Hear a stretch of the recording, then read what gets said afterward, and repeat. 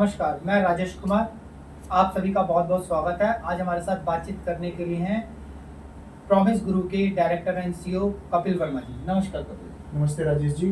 कपिल जी, हम ये जानेंगे कि लाइफ इंश्योरेंस क्या है और क्यों ज़रूरी है? ठीक है राजेश जी, सबसे पहले आपके सभी व्यूअर्स को मेरा नमस्कार।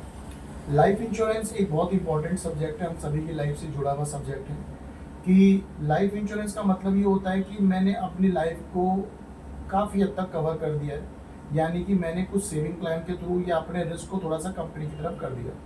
मैं आपको एक चीज़ बड़ी जिम्मेदारी से बताता हूँ। मान लीजिए एक एग्जाम्पल के तौर पे समझ लेते हैं सर, बड़ा सेंसिटिव सब्जेक्ट है ये कि ये लाइफ इंश्योरेंस क्यों ज़रूरी है। सर मान लीजिए कभी हम एक दिन के लिए अपने घर से दूर जाते हैं या 2 दिन के लिए दूर जाते हैं, तो हम अपनी वाइफ को, अपने बच्चों को, अपनी फैमिली को, मदर या फादर को कुछ 2,000-4,000 रुपये देकर जाते हैं ताकि वो 1 या 2 दिन मैनेज कर ले। कभी हम 1 हफ्ते के लिए जाते हैं तो हम शायद 5,000-7,000 रुपये दे जाएंगे। कभी ऐसा वक्त आ जाए हम बिजनेस ट्रिप के ऊपर 1 महीने 2 महीने के लिए जा रहे हैं, तो शायद हम अपने परिवार को 50,000 रुपये दे जाएंगे कि आप अपने जो चीज़ें, जो खर्चे उनको मैनेज कर लेना। लेकिन सर यहाँ पर ना एक बड़ा इंपॉर्टेंट सवाल है कि यदि कोई ऐसा वक्त आया जब मैं अपने घर वापस ही नहीं आया, तो मेरे परिवार को कितना पैसा चाहिए होगा? क्योंकि जब तक मैं हूँ, मैं अपने बच्चों की फीस भी दे रहा हूँ, मैं अपनी फैमिली को कवर भी कर रहा हूँ, मैंने अपने लाइफस्टाइल खर्चे भी मेंटेन कर रखे हैं।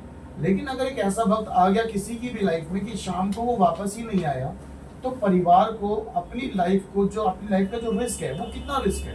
तो इसीलिए लाइफ इंश्योरेंस कंपनीज में टर्म प्लान की भूमिका बहुत ज़्यादा बन जाती है, सेविंग प्लान की भूमिका बहुत ज़्यादा बन जाती है, पेंशन प्रोडक्ट की भूमिका अलग अलग बन जाती है। क्योंकि सर जब तक मैं हूँ तब तक मैं मैनेज कर रहा हूँ, उसके बाद क्या होगा, टर्म प्लान काम करता है। मैं हूँ भी और मैं अपनी फैमिली को सिक्योर करना चाहता हूँ, अपने बच्चों की एजुकेशन को सिक्योर करना चाहता हूँ, उनकी मैरिज को सिक्योर करना चाहता हूँ, तो मेरे पास सेविंग प्लान होता है। तीसरी चीज़, मैंने अपनी कवरेज भी सेव कर ली, मैंने अपनी फैमिली को भी कवर कर लिया, मैंने अपने सेविंग भी कर ली, बच्चों की शादी भी हो गई। What about my pension time? मैंने सबके लिए सब कुछ किया, लेकिन अपने लिए मैंने कभी कुछ नहीं किया, तो मैं अपने लिए पेंशन प्लान लेता हूँ। ये भी एक लाइफ इंश्योरेंस का पार्ट होता है।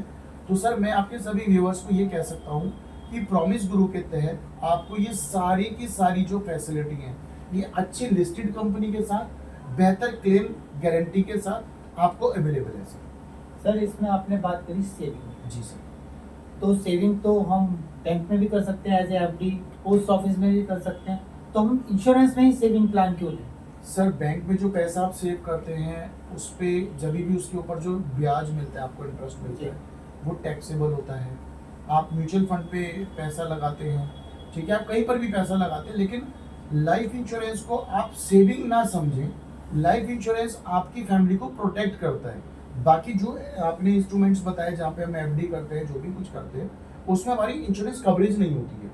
तो आपके पास आपने जो भी पैसा जोड़ा, चाहे वो आपने 5,000 रुपये महीना जोड़ा या आपने 1,00,000 रुपये साल का जोड़ा, जिस भी माध्यम से आप पैसा जोड़ते हैं, जब वो पैसा आपको रिटर्न होता है, तो आपको वो पैसा टैक्स फ्री रिटर्न के रूप में मिलता है।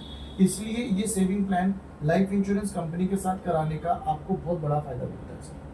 कपिल जी, आपने हमें बहुत अच्छी जानकारी दी, इसके लिए बहुत बहुत शुक्रिया आपका। Thank you Rajesh ji.